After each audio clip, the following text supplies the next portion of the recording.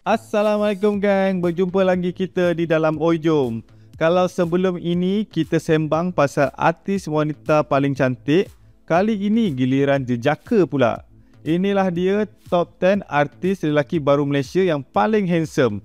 Bukan sekadar muka kacak, tapi juga personality dan karier yang menarik. Jom kita tengok artis mana yang masuk carta untuk kali ini.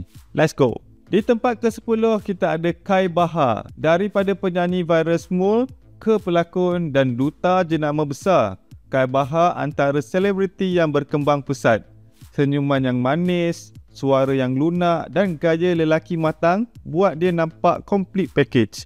Personalitinya pula tenang, jenis lelaki yang nampak simple tapi ada aura yang kuat. Di tempat ke-9 kita ada Hafiz Rosdi.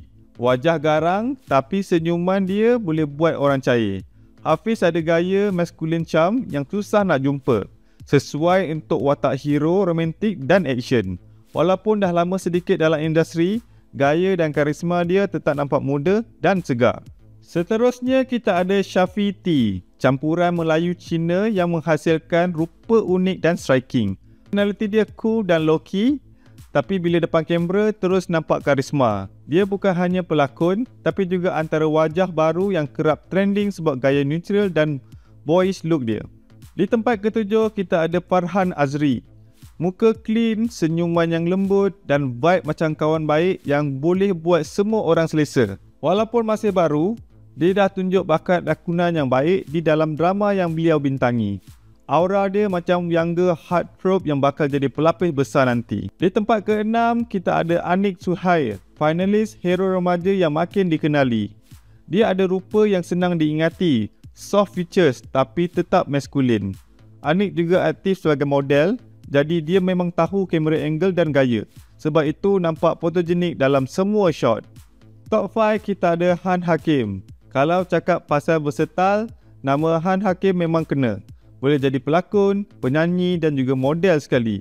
Rupa dia jenis yang boleh tukar-tukar. Kadang nampak sweet, kadang misterius. Selain bakat, dia ada confident dan cara dia membawa diri yang buat dia nampak lebih menarik. Di tempat keempat kita ada Merkin. Muka global dan mempunyai aura international.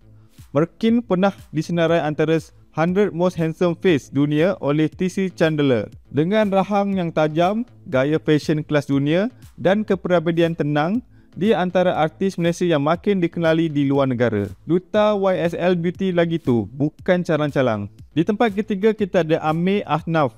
Muka lembut, rambut kemas, gaya macam pelakon K-drama. Amir ni nampak tenang tapi bila berlakon, penuh emosi dan realistik. Peminat suka sebab dia nampak approachable. Tak terlalu diva, tapi tetap ada idol aura. Di tempat kedua, kita ada Mirul Aiman. Juara hero remaja 2021 ini memang cepat sangat naik. Badan yang tinggi, muka bersih dan mempunyai senyuman yang ikonik. Dalam interview pun nampak dia matang dan fokus dengan kerjaya. Gabungan rupa plus disiplin kerja. Dapatlah handsome luar dan dalam. Dan di tempat pertama, kita ada Nadir Nasar. Tinggi, bergaya dan berkarisma. Inilah definisi complete package. Nadir mula sebagai model sebelum masuk ke dalam dunia lakonan. Jadi tak hairan kalau dia tahu pose mana nampak terbaik. Wajahnya yang tegas tapi personality humble dan rajin bekerja. Dia pernah berkata kejayaan tak datang dalam sekelip mata.